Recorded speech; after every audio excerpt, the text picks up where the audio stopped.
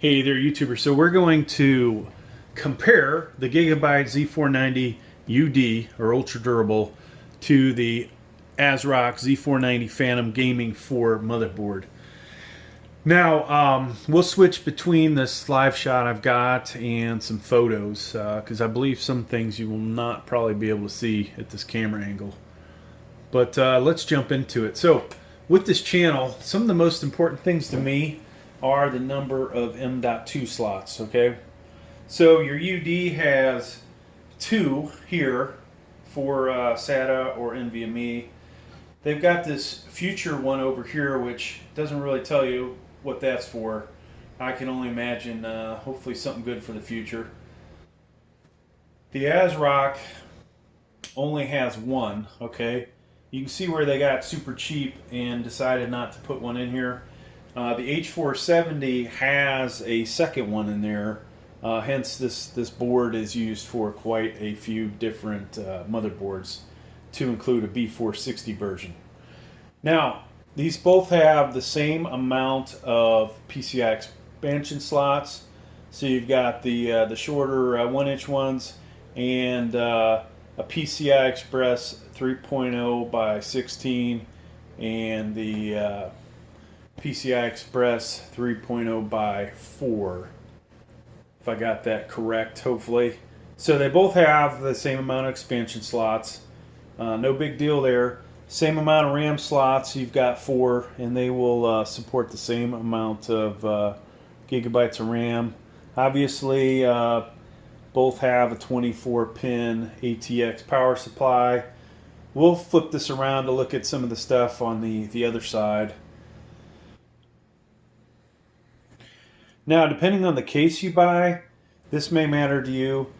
The AsRock has two USB 3.0s. I believe it may even say slightly higher than that, but this has two. You only get one with the UD, and it's back here.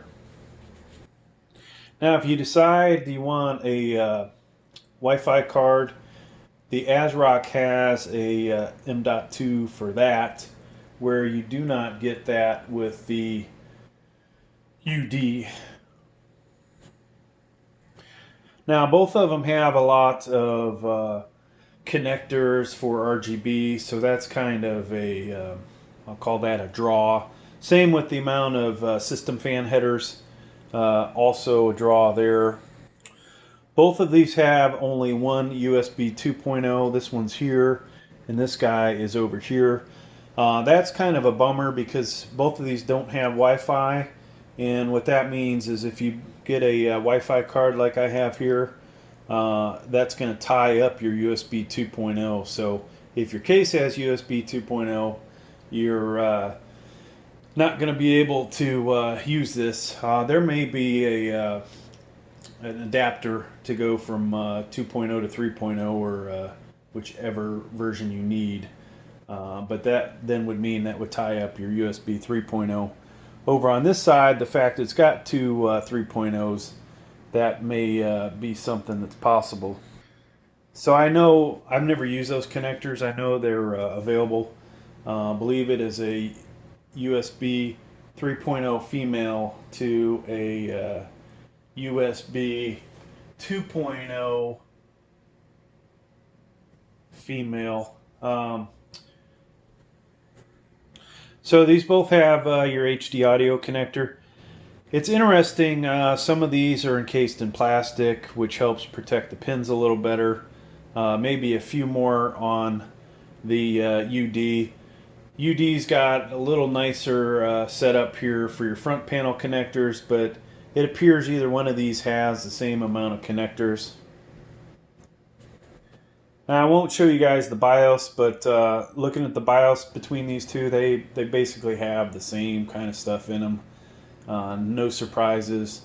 The ability to hit the old XMP button, and you know, if you don't use XMP, to somewhat dial your RAM speed in by pull down menu.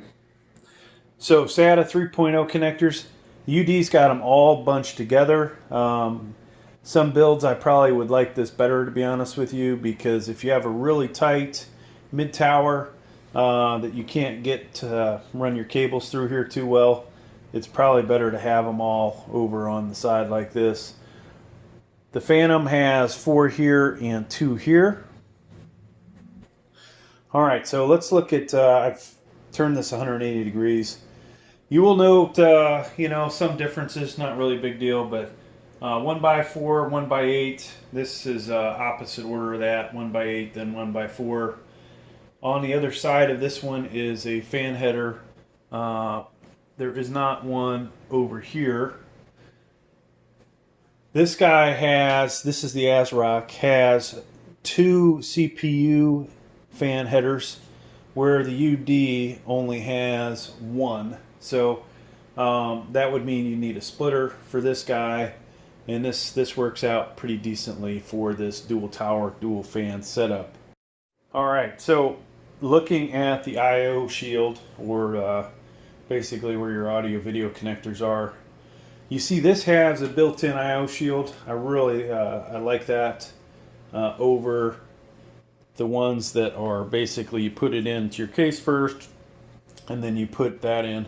This looks, you know, completely unfinished. Of course, this has access ports for the Wi-Fi antenna. You don't have that over here, but that's obviously because there is no Wi-Fi card on the Z490 UD. Now, as far as connectors go, they both have HDMI. And this is the same here, 2 USB 2.0s, the PS2, so basically the same. They both have 3 USB 3.0s, and then they both have one advanced USB 3.2 or whatever it is, Gen something. Ethernet. Then this one, I have not done this yet, but this has a USB for a BIOS update. We did a BIOS update video. We used the standard USB. This possibly is one that you can do, I'm guessing, but you may be able to do it without the CPU in, or it may just, you know, boot up with the file in there. So we'll do that eventually when we figure it out. This guy has USB Type C, and you don't have that over here. So it's really interesting. If you put both of these together, you would actually have a really awesome motherboard, kind of like the Gaming Edge Wi-Fi MSI one that I had. So that's going to about do it for this, folks. I think those are the main points that I wanted to talk about. Just really the physical stuff, not going to the BIOS. Hopefully you got something out of this. Now, price-wise, these are, you know, pretty close to the same price. When they're not on sale, they're, I both believe, $149 plus some change. On sale, I got this guy, I think, for $129, and this one for $135. A lot of things about this I like better, definitely, for the $5 extra that I paid. And if I was going to spend $150 on either one of these, I would buy this. So if you're going to ask me in my opinion, which people do, I would buy the Gigabyte Z490 UD over this.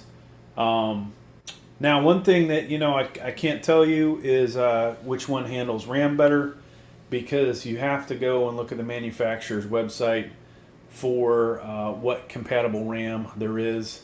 And I'll try and hopefully at this spot show a screenshot of what the highest RAM this one will take and what the highest RAM that one is, because one may be, you know, 4400 and the other may be like 4600. So that could be a slight difference. Now, I will tell you, I have some, matter of fact, it's right here, 3600 megahertz RAM. It runs on this one at 3600. Over here, it'll only run at, say, 3100. So, you know, not that I would choose that, because if I was going to buy a motherboard, I would then need to go and look at the RAM that's compatible with it. However, if you have the RAM first, like that one, then you might want to go pick your motherboard based on what's compatible with the RAM. All right, so that's going to do it, folks. A lot of overviews in my unboxings of these two, so in case there is other stuff you wanted to see that I did not talk about, specifically where all the fan headers are, how many there are, things like that, check those out. So thanks for checking out the video. Please like, please subscribe. Thank you.